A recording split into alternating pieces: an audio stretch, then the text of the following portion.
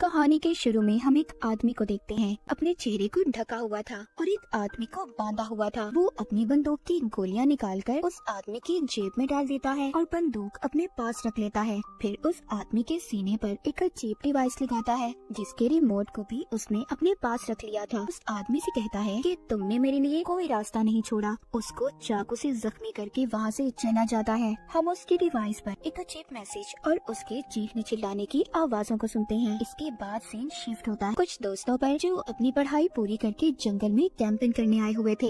यहाँ पर सब दोस्तों में कैटो जो सबसे ज्यादा बिगड़ा हुआ था, वहीं कैटो का दोस्त जो उसके उल्ट था, बिल्कुल सीधा। पर उसकी दोस्त ऐसी थी जो बेचारे पर हमेशा शक करती रहती थी कि उसका चक्कर किसी और लड़की के साथ है। हम यहाँ पर उनकी बातों में सबकी गहरी दोस्ती देखते हैं। इनके ग्रुप में एरिन थी जो सबसे ज्यादा मासूम थी और सबसे अलग रहा करती थी। जब एरिन बाथरूम के लिए झाड़ियों में जाती है, वही आदमी जो हमने कहानी के शुरू में देखा था वो एरिन को बेहोश कर देता है। जब एरिन को होश आता है, उसके साथ साथ सभी दोस्त एक अजीब सी जैकेट के साथ उठते हैं क्योंकि सबने अब जैकेट पहनी हुई थी और उस जैकेट पर एक टाइमर लगा हुआ था। करीब ही जब वो गैस सिलेंडर को देखते हैं तब इन्हें समझ आता है कि किसी ने इनको गैस से बेहोश कर दिया था और इनका यहाँ पर एक दोस्त भी गायब था। जब वो आदमी इनके सामने आता है तो इन्हें पता चलता है कि वो इनके स्कूल के साइंस टीचर थे और साथ ही साथ एरिन के दोस्त के डैड भी जो अब मर चुका था। वो बताते हैं कि जब मेरे बेटे की मौत हुई तो उनकी बीवी ने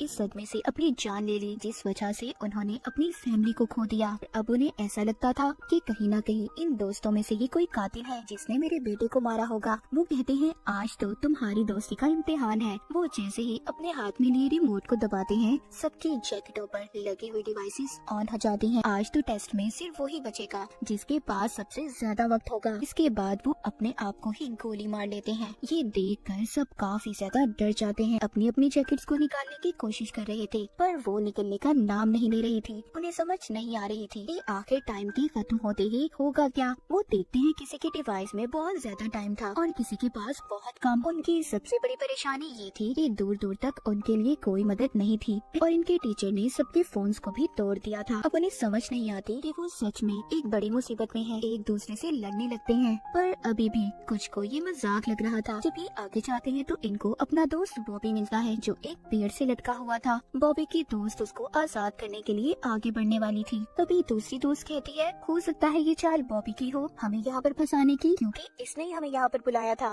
ये जरूर उस टीचर के साथ मिला हुआ है। ये सब सुनकर कुछ दोस्त बॉबी को छुड़ाने के हक में नहीं थे पर बॉबी उनसे बार बार कह रहा था कि प्लीज मेरी मदद करो। वो कहता है मैंने तुम सबसे अपनी एक बड़ी बीमारी को छुपाया था जो उस टीचर को पता चल गई थी। वो मुझको ब्लैकमेल करते थे, मेरे पास कोई और रास्ता नहीं था, इसलिए मैं तुम सबको यहाँ पर लाया। पर मुझे उनके इस प्लान के बारे में कुछ पता नहीं था कि वो हमें यहाँ पर कैसे फंसाएंगे। पर मैं तुम सबको इस डिवाइस के बारे में भी बताने के लिए तैयार हूँ, अगर तुम मुझे खोल दो। अब उसके दोस्त उस पर तरस खाकर उसे छुड़वा देते हैं। बॉबी आजाद होते ही सब पर चाकू से हमला कर देता है पर वो किसी को मार नहीं पाता और देखते ही देखते उसके डिवाइस में टाइम खत्म हो जाता है। सबके सामने वो ब्लास्ट हो गया था, फट जाता है, उसके जिस्म के टुकड़े टुकड़े हो जाते हैं। ये देखकर सब अपने अपने दोस्तों को लेकर भागते हैं। टीबर कैटो का दोस्त था जिसकी दोस्त उस पर अब भी शक कर रही थी। वो उसके साथ जाने से भी मना कर देती है। कैटो का दोस्त अकेला ही कैंप में वापस आता है। वो उस टीचर की बंदूक को भी अपने पास रख लेता है, ये सोचकर कि शायद ही उसके काम आ जाए। इसके बाद हम एक और दोस्त को देखते हैं जो काफी ज्यादा घबराया हुआ था क्योंकि उसका टाइम अब खत्म हो चुका था। वो अपने दोस्त से कहता है प्लीज मुझसे दूर रहो, कुछ देर बाद मैं भी मरने वाला हूँ।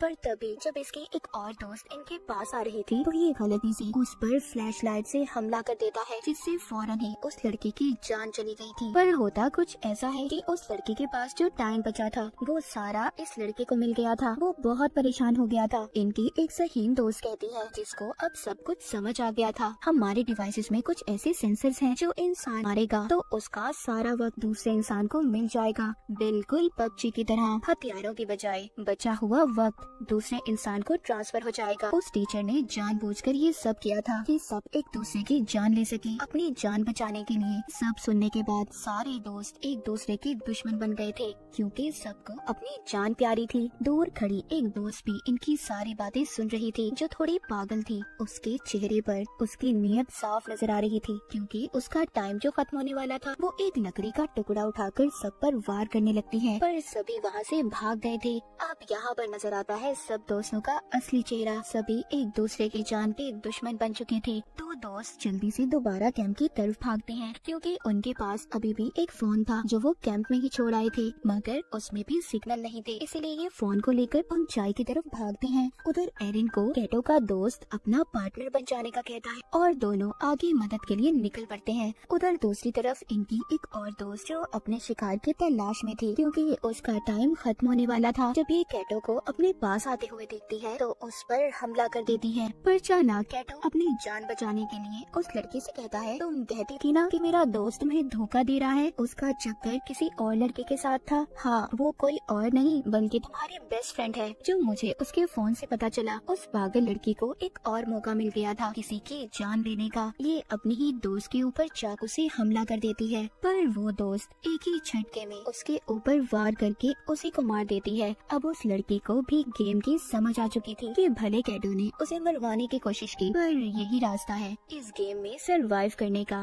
जिंदा रहने का। वो कैटो के साथ मिलकर टीम बना लेती है और दोनों सबका शिकार करने का प्लान बनाते हैं। उधर दूसरी तरफ जिन दोस्तों को फोन मिला था, अब वो लड़की अपने डैड को फोन करती है, जो पुलिस ऑफिसर थे, पर उसकी कॉल नहीं लग रही थी। अब उसको शक होने लगा था कि कहीं उसके डैड भी किसी मुसीबत में ना हो। जब वो जीपीएस से लोकेशन पता करते हैं तो उससे पता चलता है कि उनके डैड कहीं आसपास ही थे। उधर दूसरी तरफ एरिन और उसके दोस्त को चलते हुए टीचर का वही शिकार मिलता है, जो हमने कहानी के शुरू में देखा था, जिस आदमी को बांधकर उसने रखा हुआ था। ये आदमी कोई और नहीं बल्कि उस लड़की के डैड थे, जो अपने डैड को कॉल कर रही थी। साइंस टीचर ये सब इनके साथ इसलिए कर रहा था, उसको अब भी ऐसा लगता था कि उसका बेटा किसी नशे से नहीं मरा, बल्कि उसे जानबूझकर मारा गया है, और ये सब इन दोस्तों की पार्टी में हुआ था। उस लड़की के डैड को इसलिए मारा क्योंकि बिना छानबीन किए उन्होंने उसके बेटे के केस को बंद कर दिया था। यानी कि सच ये था कि इन्हीं के बीच में कोई कातिल है। उधर ही एरिन के दोस्त को बुलेट्स, गोलियां भी मिलती हैं, जिसको उठाकर ये अपने पास रख लेता है। इनकी दोस्त के डैड मरने ही वाले थे, तभी एरिन का दोस्त बंदूक में गोलियां डालकर उन्हें मार देता है। एरिन को यकीन नहीं हो रहा था कि उसका दोस्त इतना बेदर्द हो सकता है। वो उसको समझाता है कि सब मैंने तुम्हारे लिए किया, क्योंकि वो ज्यादा देर जिंदा नहीं रहते, वो मरने ही वाले थे, और उनको मारने से कम जो उनका बचा हुआ वक्त है वो तुम्हें मिल गया। एरिन का दोस्त उसको बंदूक देकर कहता है, तुम इससे खुद को महफूज कर सकती हो, ये तुम्हारी हिफाजत के लिए है, क्योंकि जीने का हक है तुम्हें। और खुद वो कैटो की तलाश में निकल पड़ता है, क्योंकि उसे ऐसा लग रहा था कि साइंस टीचर के बेटे उनके दोस्त का कातिल कैटो है, क्योंकि उस दिन पार्टी में वो नशे वाली दवाई वही लाया था।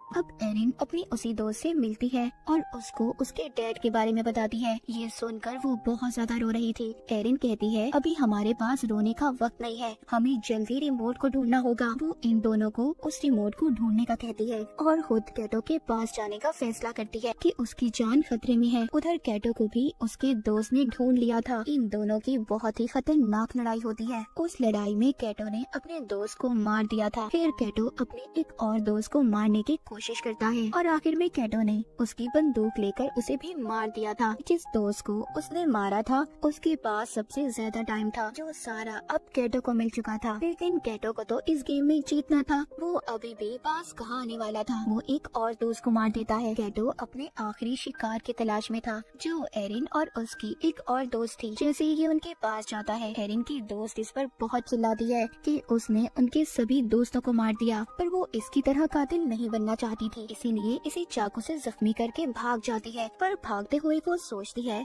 कि अगर कैटो भी मर गया फिर भी तो इस गेम में एक ही बचेगा, इसीलिए वो अब एरिन को मारने की कोशिश करती है और उसकी तरफ बंदूक कर लेती है। यहाँ पर कहानी का सच तो कुछ और था। एरिन की दोस्त उसको बताती है, उस लड़के से मुझे बहुत नफरत थी, वो स्कूल में हमेशा मेरे से ज्यादा नंबर लेता था और उसकी वजह से मुझे स्कॉलरशिप भी नहीं मिली। उस दिन मैंने उसकी ड्रिंक में दवाई मिलाई थी, पर मैं ये नहीं जानती चाहती थी कि वो सच में मर जाएगा और मैंने ही अपने डैड से कहकर उसके केस को बंद करवा दिया। वो एरिन को बंदूक देकर कहती है, मुझे मार दो, जिंदा रहने का हक सिर्फ तुम्हें है। पर एरिन ऐसा करना नहीं चाहती थी। तभी पीछे से कैटो आ जाता है और एरिन की दोस्त पर हमला करके उसे मार देता है। एरिन की दोस्त की जान उसकी गोद में निकलती है। कैटो के पास एरिन से कम वक्त था और अगर उसे जिंदा रहना था तो उसे जल्दी एरिन की जान लेनी होगी। लेकिन वो यहाँ पर ये भी जानता था कि एरिन के अंदर इतनी हिम्मत नहीं है। बार बार वो एरिन को गोली चलाने पर उकसा रहा था। एरिन बहुत सोचती है पर उसे नहीं मारती। उसकी टांगों पर गोली मार के